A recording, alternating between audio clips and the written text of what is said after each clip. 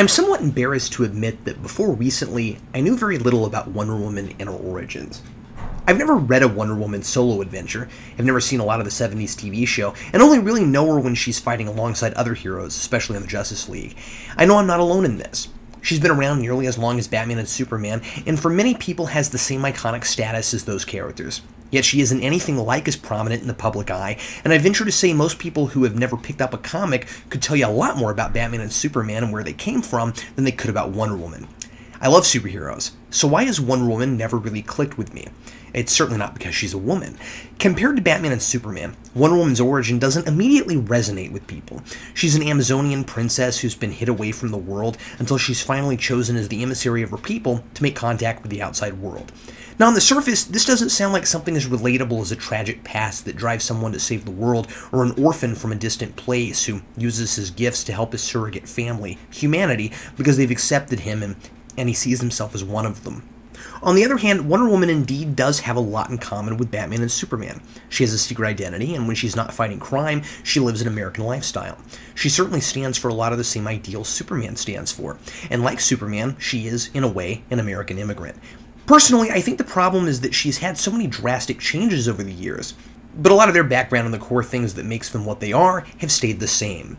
The mantra of Wonder Woman is a strong role model for girls. She's been around since the 40s, and so what is generally accepted as a good female role model has obviously changed a lot since then. So she's been whatever the current generation needs her to be.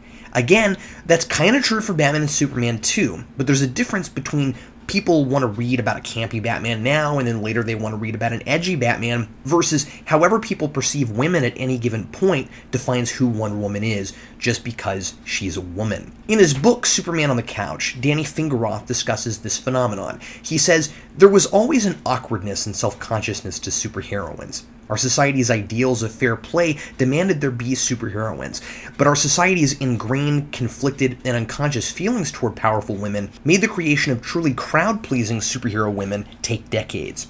She was created by William Moulton Marston, Ph.D., who also happened to invent the lie detector. He wrote an article about the educational potential of comics, and so Max Gaines, in a surprising move, hired him to create the first major female superhero.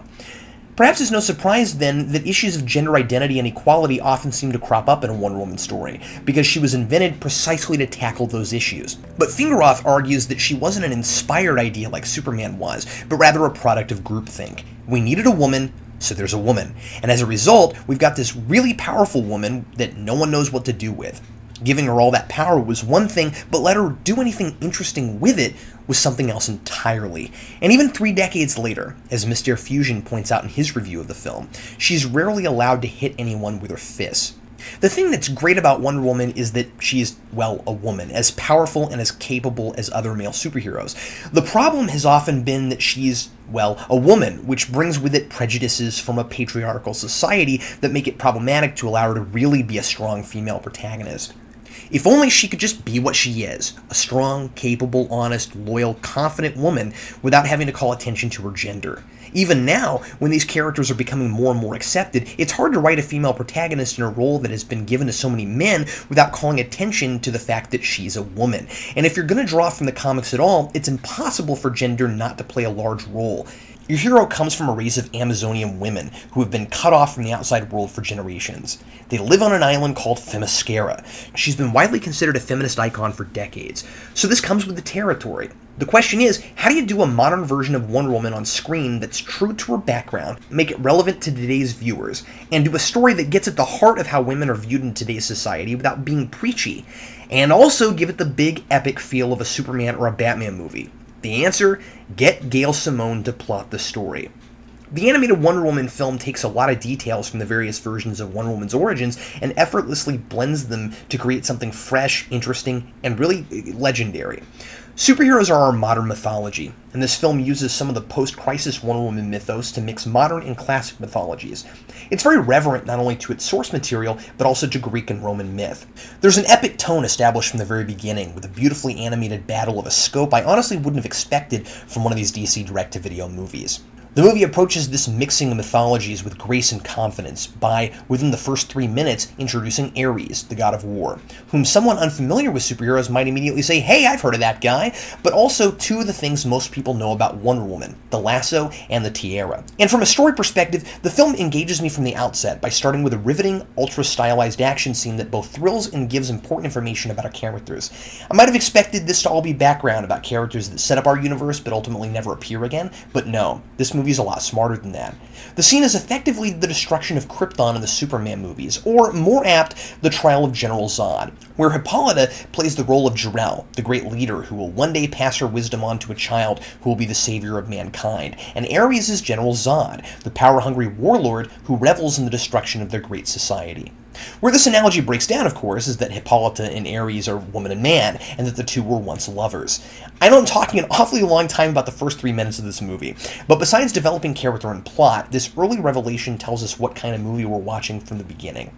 Some of the other DC animated movies feel too much like films that could have been for kids, but then profanity and adult ideas would forcefully and arbitrarily be included, just to guarantee a PG-13 rating. Not here. Ares says, "You seem as eager to meet me on the battlefield as you once did in the bedroom, Hippolyta," to which she responds, "I only hope you prove more skilled in this arena, Ares." This isn't raunchy or anything, but it's also obviously not for the kids. I've often complained that some superhero movies do origin stories when other, more interesting and more entertaining films might be made instead, leaving the origin in the background. It probably sounds like if a superhero movie is an origin story, I'm immediately rolling my eyes. Like I said when I reviewed Iron Man, sometimes there really is a great story in an origin, and sometimes an origin is really just that background we need to get the ball rolling. Richard Donner's Superman turned that origin into an epic, while Fantastic Four just stretched out its origin and never really solidified into a narrative. So here we get Wonder Woman's origin. But she didn't get bitten by a radioactive spider or get hit with gamma rays. There's a real story here, and in the right hands, it doesn't all feel like background. Diana goes through a character arc that's more than just, I need to have the responsibility to use my powers for good so I will become a superhero. She's got responsibility in spades, from the get-go. Her arc, and Steve Trevor's too, is about overcoming prejudice, learning about the world on her own, rather than her opinions being completely shaped by her mother's tainted experiences. In short, growing up. Earlier I said that Wonder Woman's background isn't necessarily as relatable or inspiring as Batman's or Superman's, but at least for me, it was made just as relatable and relevant as theirs in this movie. Which is impressive, since hers is somewhat of an immaculate conception. She has no father and was conceived by being molded from sand by her mother and a lightning bolt that came down from heaven, though I'm unclear on whether Hera or Zeus did this, since the island seemed to be Hera's idea, but Zeus is generally associated with lightning. At any rate, Diana is a girl sheltered from the outside world. Like a girl whose parents won't allow her to move to the big city on her own to try and realize her dreams, Diana dreams of seeing and changing the world. Not every girl is an Amazon princess, but not every boy is rich like Batman either. This is a coming-of-age story, something that everyone, not just girls, can relate to. What makes it work is what makes all good stories work. She wants something, she tries to achieve it, and that shapes her worldview. Everyone understands thinking the world is one way and the disillusionment of discovering it's some other way. Most people have had the experience of seeing things differently from their parents. Wonder Woman may be an Amazon. She may have never seen a man before the start of the film, and she may save the whole world from the god of war and an army of Amazonian zombies, but she's not so different from other young people. She's made very real and very human by tackling some of the most prominent internal struggles of youth. I did really like this movie, but it was about halfway through before I was sure it wasn't just the same feminist agenda we've seen 100 times. When Hippolyta shows Diana Ares, who Hera has given bands that prevent him from using his power and allows Hippolyta to keep him as prisoner because Zeus won't allow her to execute Ares, his son. Hippolyta uses Ares as the representation of the evil of all of man. She says they must continue training even though they will never again visit the outside world, because, she says, we must always be vigilant. I let my guard down once and paid the ultimate price. She's referring to her affair with Ares, who, as she tells it, forced her to have a son she didn't want, Thrax, who grew up to become an abomination, and she slaughtered her own son on the battlefield. Hippolyta says to Diana, "It is better if you can accept the nature of man as it is, wicked, disloyal, and above all, untrustworthy." It's interesting that this quote transitions us into the first time we meet Steve Trevor in his fighter jet, where he's hitting on a female pilot in another plane. Now, I instantly found Steve to be the typical unsympathetic womanizer, and began to wonder if this movie was really just gonna paint men in this light altogether. Our society is just an unenlightened patriarchy that keeps women down and brainwashes them to be subservient to men and accept it. When Hippolyta makes the island visible so Steve can land, just so she can interrogate him with the lasso of truth to make sure his people don't know where the island is, he makes several off-color remarks that confirm what Hippolyta said about men. These generalities are further confirmed after Diana wins the contest of gladiatorial games in disguise, and Hippolyta reluctantly allows her to be Themyscira's emissary to the outside world. When she gets to America, Steve pretends to be thoughtful and sensitive, only to try to get her drunk so she'll let her guard down. He tries to kiss her, and naturally, that doesn't go well. Then in an alley, a gang tries to rob them, and this is maybe my favorite line from her in the movie. She, always solving every problem without violence when possible, tells the men to apologize for contributing to my present disillusionment with men in general. As the film moves along, it becomes more and more apparent that Diana doesn't want her mother to be right about men.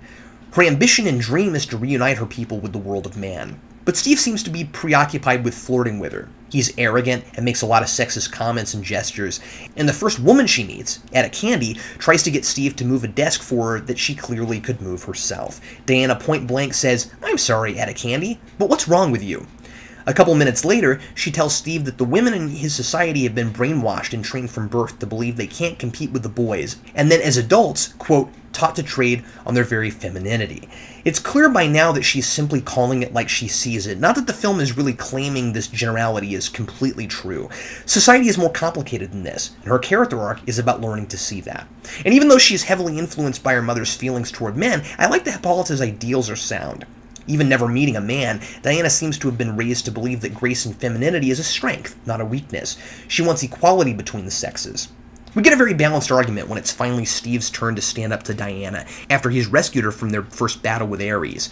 She was knocked out, and Steve rushed her to a helicopter and got her to safety. She wakes up, furious, saying that he should have stopped Ares rather than save her, and says that if she'd been a man, Steve would have acted differently. But Steve won't take this line down, and he says he would never leave a fallen comrade to die, male or female. In a movie that, at first, seemed to be perhaps all about girl power, I found it refreshing to get an argument from Steve for chivalry. He says not everything men do is for some misogynistic agenda. We don't hold doors open or pull out chairs for women because we're trying to keep you down. I saved you because I care about you. The film gives inherent problems to the Amazons as well as the outside world. Steve says that hiding away from the outside world was cowardly and stupid, and that the last thing the world needed was less communication between men and women. And shortly afterwards, he and Diana both apologize for not being the best examples of their respective cultures, Steve for being a womanizer, and Diana for not giving him a chance. The movie strikes a good balance between delivering a well-meaning message about gender equality and telling a story about two people learning how to get along. Ultimately, Diana and Steve learn not only to tolerate their differences, but to embrace them. The film isn't saying people should ignore the differences between genders, it's saying that we should embrace those differences, and not stereotype or generalize based on them. Steve and Diana's relationship unfolds in a believable and natural way, and therefore, so does its underlying themes. And so when they finally kiss at the end, it doesn't feel forced, and the message isn't heavy-handed. Diana rejects Steve twice before she finally allows him to kiss her, only after he's come to truly respect her and not objectify her. It's fitting and clever that this kiss happens after she beheads Ares, who is the embodiment of the evil of man. At their climactic battle, Ares tells her, "Did your mother not warn you this is how things would turn out? That you would suffer at the wicked, cruel hands of man?" But Diana has had her opportunity of change at this point, when she comes to realize that Steve has the very compassion and trustworthiness her mother says men lack. She realizes that when she was angry at Steve for saving her, he was actually proving her mother wrong about man. And so she tells Ares, "You're no man, not like the ones I've come to know." Each important character is given complexity, even the evil ones. Ares, as I said, represents the untrustworthiness of man, but he's given a certain degree of sympathy by having a set of family values. When he goes to Hades to ask him to take his bands off and restore his power, because the bands could only be removed by a god, Hades rubs it in Ares' face that Thrax, his son, now serves him. Hades has power over Ares, and even when Hades agrees to remove his bands, Ares looks sad and powerless. He truly loves his son, and I actually found myself feeling bad for him. I wonder if Ares could fight his nature if he wanted to. We see this compassion for his own flesh and blood, yet at the beginning of the film, he calls himself a force of nature.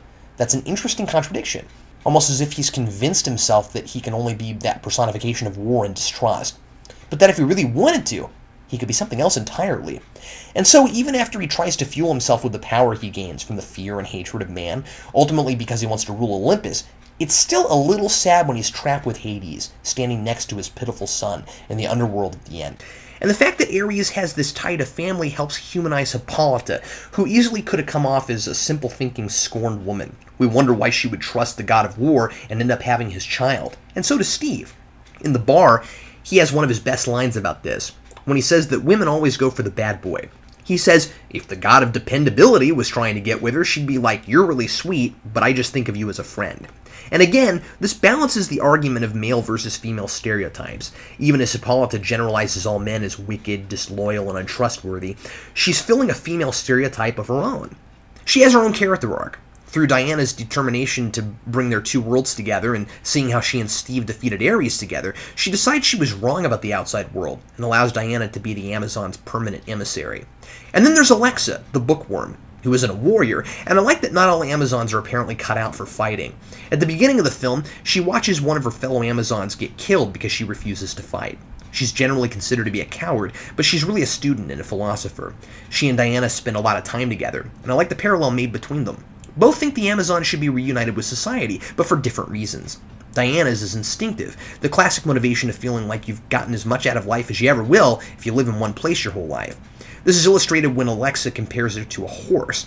The horse needs to get out of the stables and run. The island is Diana's stable. I feel like when Alexa makes this analogy, she really is talking about Diana, and not really about herself. She mentions that she'd like to get some new reading material, but I'm not sure she feels the same thing Diana does. For her, it's philosophical. On principle, with an understanding of how society works, it seems unnatural to her that Themyscira forever be cut off from the outside. Alexa is killed early on by Persephone when she reveals herself as Ares' consort and lets him out of his cage. At the end of the movie, Alexa redeems her early mistake by telling Artemis, while she's a zombie fighting her, the incantation that will break the hold Ares has on all the Amazonian zombies. Once she has her free will back, she leads the zombies as an Amazon warrior. In death, I am an Amazon! All that studying pays off, and even though she had to die before she could really grow as a person, it's good to see her go through this character arc, and also become such a pivotal part of the story. Persephone is interesting, because she too is made somewhat sympathetic, or at the very least, more complex than she could have been.